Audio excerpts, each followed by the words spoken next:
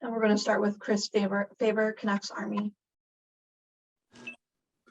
Hey, Trent, just want to get your initial thoughts on how you thought the playoff series played out there down in Bakersfield. Well, not the way we wanted it to, obviously, with losing 2 games. But yeah, I mean, that's still a little bit raw for me, I guess you'd say, and just disappointed and kind of working through a little bit right now. Yeah. Yeah, absolutely. I guess I kind of want to ask as well about moving the AHL team from Utica to Abbotsford. What are some of the positive things that you learned about being this much closer to the big squad, I guess, here in Vancouver? Probably more similar like travel for both organizations. I mean, obviously it's different in the NHL, we know that, but to be on the West Coast, for guys to be familiar with that, to get used to that, I think is really beneficial for them. Probably secondly is dealing with the media. Actually, that's probably the second biggest thing, which I think is good. Sometimes when we're in Utica, we weren't as much front page news, so it's good for the guys to have experience with having to deal with an energetic market, I guess you'd say. And then for us, I thought some of the benefits too was just I thought the town was super receptive, just a great place for us to go and play at home. I thought the fans were great. And then I guess the other good thing would be just the proximity. Like if a guy was available, he could get sent down from Vancouver to play a couple of games, Travis Hamonic at the start of the year, et cetera, those kind of things. And then, and vice versa. There's a guy that could have been prepared and ready to go for us and just a call away and an hour up the road or whatever, depending on the traffic. And he gets to go play in Vancouver. When it comes to developing young players at this level, Trent, what did you see in growth of some of these young players that you had this year? Because you look at some of your veterans, they had some of the best seasons of their lives with, the 2 Sheldons and even John Stevens as well. But what about these young guys? Like what difference did you see from the start of the year to, I guess, the playoff run there with some of your younger players? You'll have to give exactly who you'd like answers on, but just off the top of my head, like just for Jack Rathbone, I think it was really good for him. I've been a big advocate of Jack and just playing some hockey, and he hasn't played a lot of hockey games. And so he's gone through some ups and downs again this year, but I thought it was great that he had an opportunity to play a string of games in a row to kind of get himself into rhythm. And he had that at, I guess, different opportunities, I think. So I like to see, I was just happy for him to get games and then to play and how he's developed specifically. I think is something that he's going to have to keep working on, you know what I mean? And that's just with a guy who's played that least amount of games. Will Lockwood, and a guy who came in here as an older guy coming out of college. I thought he had a good last year with the kind of the different AHL look, and he prospered again this year. I thought he had some chances to play with some different players, provide a different role. For me, he was probably top 2 guys that we missed in playoffs. His forechecking style and his ability is I call that very catered to playoff hockey, and we really missed him. And it was great for him to get an opportunity and to play some games in the NHL this year as well. So if there's anyone else specifically, you can go ahead. We'll move next to Rob Simpson, Vancouver Hockey Now. Hey, Coach, everything kind of the same moving forward? I was wondering if you could talk about your assistants, Jeff and Gary, and kind of how the job that they did and the kind of the plans, if everything's status quo moving forward with the staff and such for next year. Asking me, yes. I mean, I love my staff. Brought in Ian Beckenstein as a video / analytics guy. So that was really good in the sense of just opening up some different avenues, talking a little bit more about what different things or insights that we could do with our group. But Gary Agnew has been great. He's a guy who has years of experience as a head coach at our level. He's coached in the NHL, so he's got great, call him Uncle Gary, you know what I mean? How he deals with the players and his delivery is great. He's been running our PK, and I think he does a really good job with it. We've introduced a lot of young guys, new guys into the PK, yearly. And I think it's one of those things that's always a work in progress. And then Jeff Almer is his first year coaching. We had a great, can have a pretty high end group with some of our power play players. And I thought he did a really good job with them, challenging them, getting them better. We started out slow at the start of the year and progressed, I thought, and got better and better. And it was one of those things too, when you're going through all the adversity that we have, your specialty teams need to be really good for you. And I thought they were. And also the guys that are helping, obviously, in the player development part. And Curtis Sanford as well, the goaltenders. He's done a great job. I know that he gets some good press in Vancouver with obviously with Ian as well. And those guys have done a great job with their goaltenders.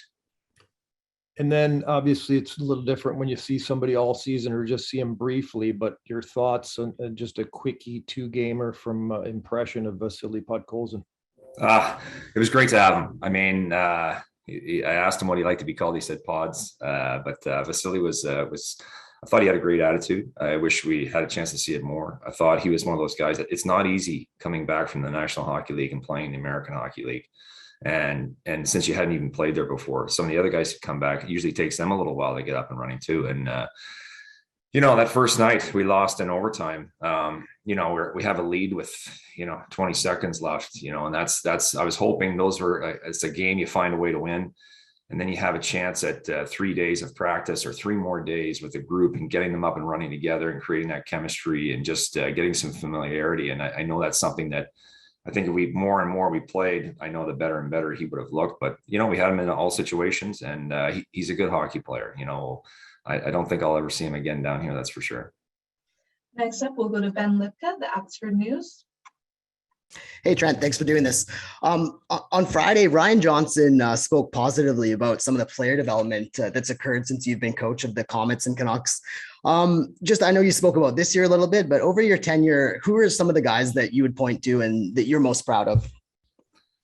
I guess I go back to some of the guys that, might come in as long shots as free agents and Zach McEwen, Jalen Chatfield, guys that come in, those are the guys that started in my time here. Jonah Gadjevich as we've moved along. Thatcher Demko is here first 2 years. I guess those are the guys that kind of jump to mind.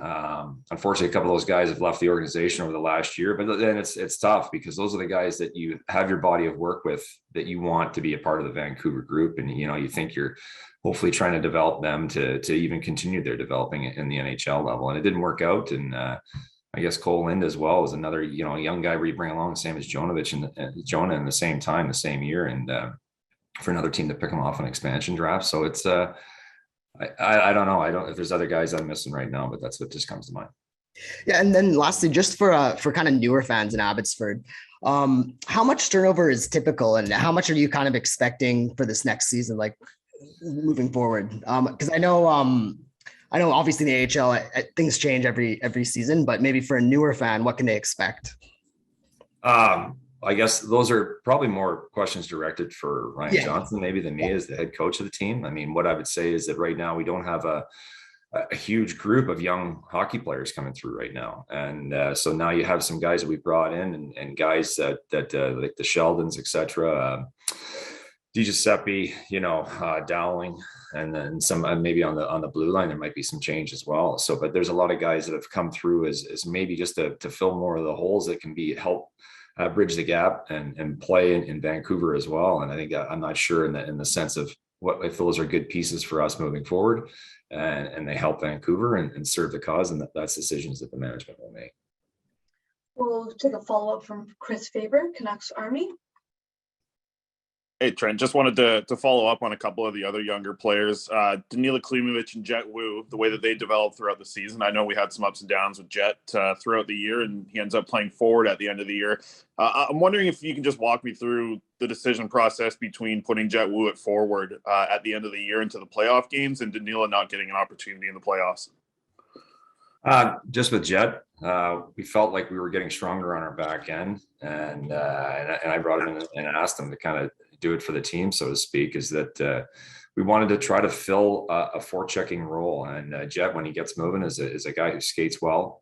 He can have a physical edge, and I think kind of referred to here before, like we really missed the time and space that Justin Bailey took away, and also with not having Will Lockwood, and we're trying to create a checking line, and we thought that that's something that Jett did a pretty good job with in the last 10 games. And then we knew it was going to be a difficult series for sure. They're not only are their top players, they're point getters, but they're also their heaviest players. Cracknell, the way he hits Malone, Griffith, those guys are hard players to play against, and so that's what we were trying to create. And then with Danila, it's almost like for me, it's almost like a father figure. He didn't. The league was ramping up near the end, as it always does in every league as you get closer and closer. And Danilo was struggling a little bit, and so we talked to him a lot. We talked to him a lot all year. I mean, that's part of it, how it goes. So, and we're worried about him, and it's not out of anger or out of haste or upset. It was all about trying to protect the guy and trying to do the right thing by him, because we didn't want to put him in a situation maybe that might be too much. And so, yeah, and Danila's challenges, what he's gone through and everything he's done, like, I'm a big fan of the young man, and he's 18, like there's a lot of time there. And we want to make sure we're doing the right things. We want to make sure we're not putting him in positions that would take away from what he as a player will become in the future too. So, we're not trying to force him to be something he's not either. Next up, we'll go to Bailey Broadbent. Hey, Trent, from your perspective and the players and staff perspective, how did the community of Abbotsford welcome you off the ice and just make it feel like home this season? It was great. I mean, I feel like that was the first game at home. We won it in overtime, and just that reception, and I'm sure a big guffaw, a big let out of air for a lot of people. I know Ryan Johnson was working tirelessly, and Rob Maloney and Maloney, and the front office staff, and just the work that they must have put in to get the team up and running at that point in such a short amount of time. And then to have the fans come, pandemic, 50% less, more. And it was great. It was great. I felt like the fans kind of got a chance to grow with us it was a slow start to the year. The season was slow, pandemic, flooding, et cetera, et cetera. It felt like we got to Christmas and we hadn't had many games played. And it was nice to see us kind of get our groove and get ourselves rolling there. And I thought the fans helped us a ton. And it was just, it's a great spot, great location, beautiful place to live. And we're all very lucky to be there. We'll go to Ben Lipka, Abbotsford News. Hey, Trent, just wondering your thoughts on the three-headed goalie experiment. How do you think that kind of went this season? And is that something maybe you guys want to try again next year? Those are not decisions that I make. I mean, those are, we do, if that's what the case is, then that's our jobs. We're there to coach and develop who's ever sent our way. And we try to do it the best we can. I mean, it was crazy. I mean, it's, you had a goalie, Spencer Martin, in hindsight, he had a lot of practice time. We got him up and running. He was dialed in, and I thought he had a really good chance to get himself in his best shape as he was. And then once he was kind of the guy who may even been the odd man out at the start of the year. And he comes in and ends up, we know how good of a job he has done. And then for Michael, starting the year, he hadn't played much hockey over the last like a couple of years, you want to say. So, got himself up and running. And then Arders is a guy where you get to the point where it's really difficult to get to when you get to the new year in the second half of the season. He's the guy I feel I guess the worst about. I mean, does he deserve to play more games? Absolutely. I mean, it's tough in a pandemic year. You can't send guys to different places or affiliates because of the border or those situations. But I know he's a good goalie, and I have a ton of confidence in him. I said that to him the other day when we're leaving Bakersfield, and he's going to join it for the World Championships. And I'm like, man, like I wish you all the best, and I can't wait to coach you, and I'm excited to coach you next year. So. And we'll take a final follow-up from Chris Faber. Trent, first of all, just wanted to thank you for all year long dealing with you. It's been a pleasure. And my final question is just about the final 42 games of your season there, 29, 11, and 2. I guess we saw, players be taken out of your lineup to go to the NHL club. We saw COVID. We saw injuries. How proud of your group are you of that final 42 game stretch that got you guys into a playoff spot? Yeah, no, it was, just after Christmas, I know it was tough for me. I lost my father, and then to come back, and then we had a pandemic riddled group, and we're playing Bakersfield of all teams, and we had 4 games in a row. And we're short every night on bodies, and it was super difficult, tough road for us then. And, we fought through it. We got through it. We had, Joe Murdaka playing goaltender for us, kind of an unknown. And we scored, win 2 games with him, and get Jack Rathbone a little down the road later after a few games. And, we win 3 in a row on the weekend. He's player of the week. So there's a lot of where things kind of turned, and it's just because you start playing hockey. I'm hoping that there's the coaching's kind of settling in there, and the things that we're doing. And we got guys that were sent back from us and kind of got them up and running, and a few injuries after that too. So I thought that was the most complete group that we've had for the amount of time that we were together. And then, you know, as you get near the end of the year, we're still fighting and clawing, and a lot of guys were called up, which was great, and still guys getting injured. So it was a tough road to get everybody. That was my worst fear of a coach, and I knew it was coming a month away, that we had guys up that were going to finish the year in the NHL, and we had guys that were injured, and we had to get them back and up and running at top speed with no time at all. So really proud of the guys. Thought they had a great run. Happy with where we were. Just disappointed with our finish. I mean, that's just you know, we played another team we're tied with, a good hockey team, and but you know, we're hoping for more. That's for sure. Thanks, Trent. Enjoy the summer. Thank you, Coach, and thanks all for joining us. That will conclude today's media availability. All the best.